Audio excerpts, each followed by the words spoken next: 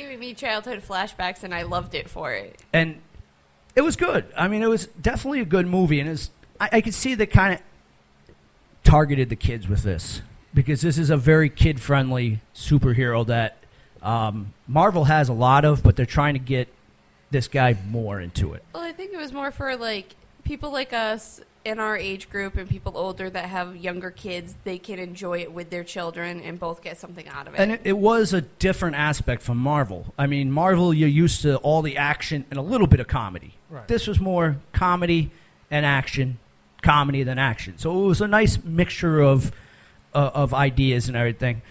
And I do say, go see the movie. It's worth the amount of cash to see it in the big screen. And there were a lot of tie-ins and side notes to say that this isn't the end of Ant-Man. There's a whole lot more of him coming. You can't end Ant-Man, and well, until he kills himself.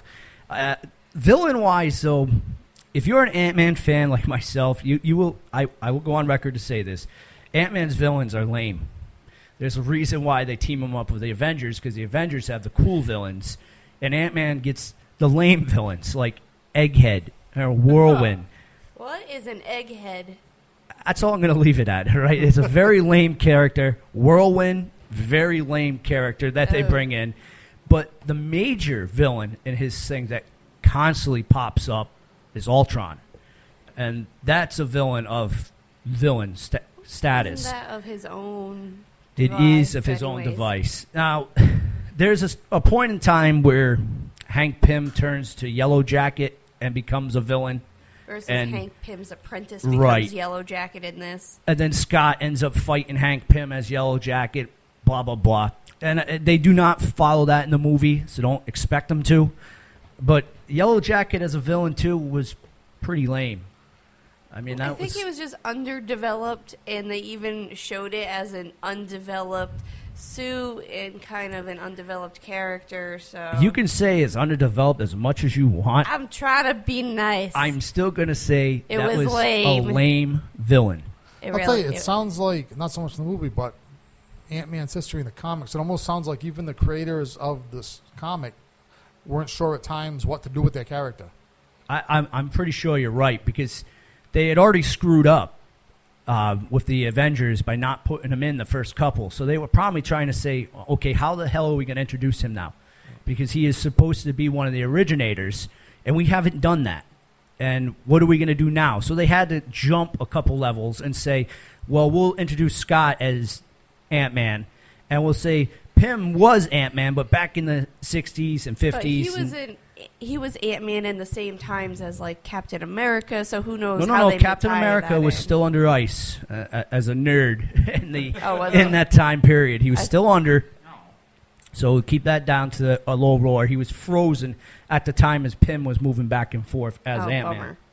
That's the way they made it look.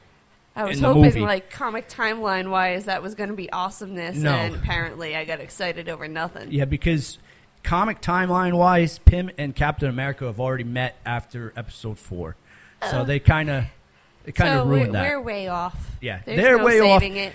And we say this over and over and over till our tongues jump out of our mouths, running from the bloodily curdliness of repeating ourselves. Movies will never follow the comics. Just go there and enjoy it. Right, two completely separate things. Yes, they are definitely. If you like the comic, for God's sakes, go read them. I mean, nothing's going to ruin that. I mean, there's not going to be any change to that. And yes, they changed the stories, but if you like that version, you could keep reading it and enjoy it for what it is. Come on, yes, our listenership is 98% nerd and just 2% listening to make fun of us. But everyone knows, just look at the comics as a different alternate reality. Right. It's a different entertainment. It happens with books, comics, no matter what it is, they will never follow the literature which you read. And if they do, they will lose viewership and everything because not everybody reads the books or follows the comics. I will say that probably 50-50, there are bandwagon followers that know nothing about the comic books and just like the movies. Who are actually contemptible. Right. And then there's the 50% that do like the comics, and they're kind of on the edge about the movies. Right. Now, there's nothing wrong with liking both, but you have, like you said, you have a clear preference. Right. You know, love the comics, enjoy the movies. Love the movies, enjoy the comics. It is definitely a sickness when you are into the comic books, and I will say that. Yes, and there was a special, not to interrupt you, but there was a special subset of comic sickness called hand-drawn 4-color comics. There you go. And you will never get over that. I will never. Chuckles Crypt, we're going to go down to a little Down with the Sickness by Disturbed here on Rhode Island Free Radio. And I remember checking these guys out on stage 2 when they were nobodies. Enjoy. Now, do I have a couple more minutes since we started with it? You feel that?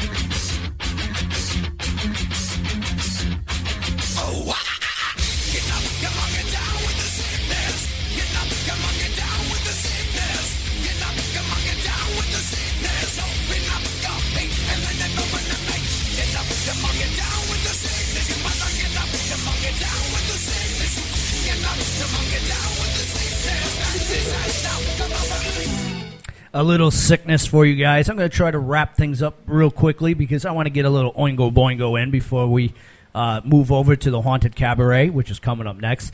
A couple great things if you are a nerd to look forward to, and I am looking forward to this. Ninja Turtles mixing up with Batman. This is going to be cool. I'm looking forward to this miniseries coming out. And if you are a HeroClix fan, and I'm waiting for the nerd in the background, Ninja Turtles has finally made it to the HeroClix. No kidding. That is awesome. So Ninja Turtles is coming out.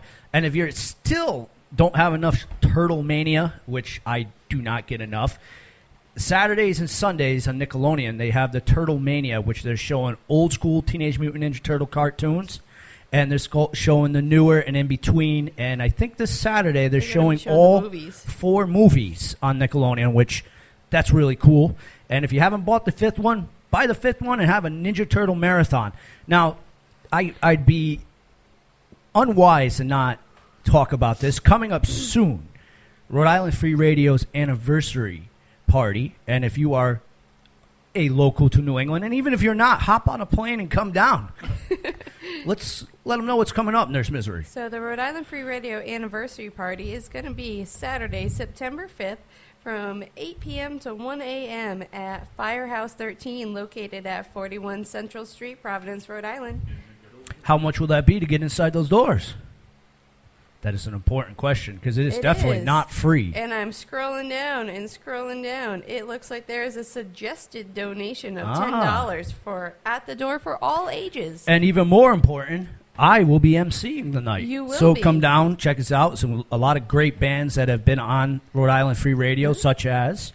Now you're making me read. Yeah, that's what you're going to do. Clown. Looks like Whiskey Fire. I'm going to pronounce some of these wrong. The Nymphadels. That was close. John somebody and Chris Hansen. I'm sorry, John somebody. I'm going to screw it up. Wait a minute. You pronounced the Nymphadels properly, yeah, but you couldn't Tierney? say John Tierney. That's pretty bad. You do the last one. What is it? Malaysia Bella Rosa? I messed that up, too. Pretty close. Melissa. Yeah. There we go. Some great bands coming down. And I'm sorry to all you bands. You can give me hate mail later. Yeah, Melissa's the only one that's going to be really offended, though. So yeah. And you messed up her name the worst. She's probably not listening. And, of course, She's going to scratch your eyes out. DJ Psycho Eddie's going to be... fight at the party. Yeah, yes. DJ Psycho Eddie's going to be in the house spinning in between. There'll be 50-50 raffles. 13 Full Magazine will be there. Our booth will be there selling some merch as well. Yes, we will. It's going to be a good time, so if you're local, stop in. Check out some great music. I'll be giving out autographs, of course, pictures. Come down, have a good time. And in November, it's not too late to announce this, of course, Comic-Con. Oh, folks, yeah, keep it Comic-Con going. is coming fast and furious. It is November. Good thing I have this memorized. 6th, 7th, and 8th down at the... 3 days this year, folks. Get your show on for Chuckles. 3 days. Yep. By the way, I've requested that the Rhode Island Free Radio booth be next to the Chuckles and Laughs booth, but they told me, sorry, the Chuckles and Laughs booth is in the celebrity area. Are you kidding? That's awesome. I am so sorry for that, but I am still a celebrity. You are not. The Rhode Island Free Radio booth will be next to the lavatory. Hey, that's the best place to be. You get the most foot traffic. Yeah. Actually, I think it was the wrestler Virgil who put in a request that he'd be once again next to the Chuckles. Oh, well, I hope he'll so. be moved on day 2. Trust me. I hope so. But let's go out with a little Oingo Boingo here on Chuckles Crypt. This is just another day. I wasn't prepared to announce it. There's life underground.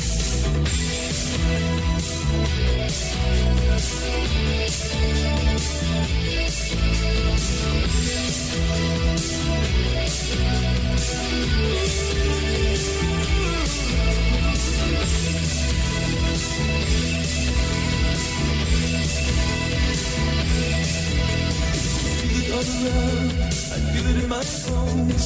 My life is on the line when I'm away from home. When I step out the door, the jungle is alive. I do not trust my ears. I don't believe my eyes. It's just another day. It's just another day. It's just another day. It's just another day. It's just another day. It's just another day. It's just another day. It's just another day. When people wake from dreams, the voice in their ears, that will not go away.